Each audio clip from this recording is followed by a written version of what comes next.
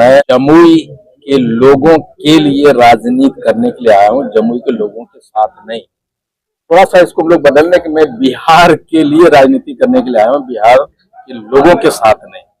हालत ये है, 2020 में जब मैं चुनाव लड़ रहा था तो मैंने एक नारा दिया था, परसेप्शन बदलिए, एमएलए नहीं नेता चुनिए।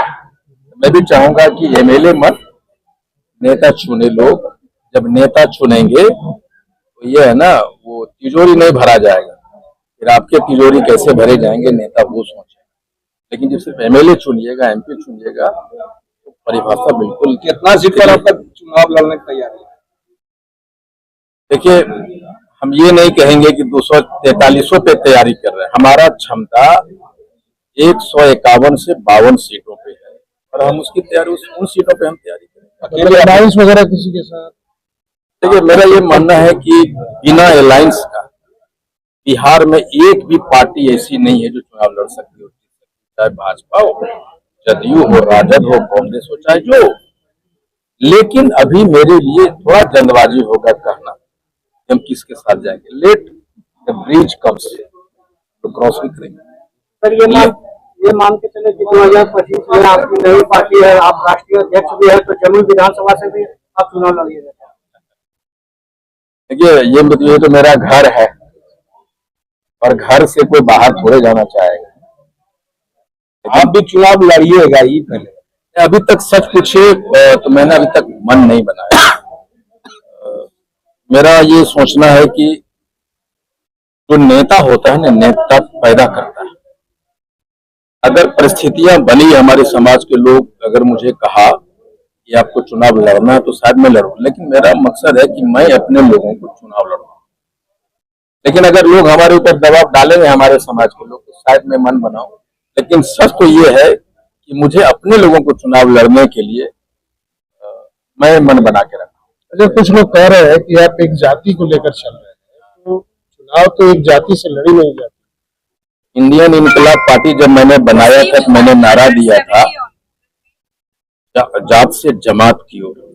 लेकिन अगर मान लिए आपका घर के लोग आपके साथ नहीं है तो पड़ोसी आपको साथ दे देगा क्या? आप लीजिए लालू यादव जी की पार्टी आरजेडी, आप लीजिए नीतीश कुमार जी की पार्टी जदयू, आप लीजिए श्री रामविलास पासवान जी की पार्टी, आप लीजिए मांझी जी की पार्टी, वीआईपी। ये सारे जो पार्टियां है ना, इसलिए सरवाइव किया है, उसके पास अपने जाति का कोर वोटर है। और मुझे ये कहने में थोड़ा भी झिझक नहीं है कि मैं जाति की राजनीति नहीं कर रहा, मैं अपने जाति के अधिकार की राजनीति कर रहा हूं। 78 बरस से जो समाज का पॉपुलेशन 80 लाख है और आप एक एमएलए के टिकट नहीं देते हैं, ये इंक्लूसिव ग्रोथ का हिस्सा हम कहाँ रहे भाई? हमारे 80 लाख है और आप हमें एक टिकट तक नहीं दिया। हम 75 बरस से हमारा आरक्षण, आपने हमें आरक्षण नहीं दिया। अगर हमारे लोग राजनीति में होते तो माननीय मुख्यमंत्री आरक्षण छिनेगा ढंग से नहीं मिलता। हमारा भी एमएलए होता जम्मू में। हमारे ये मुकेश मंडल जी हमारे जाति के हैं, मुखिया है, वहां जिला अध्यक्ष है। ये सारे लोग सारी चीजों से परिपूर्ण है। ये क्या कर रहे हैं?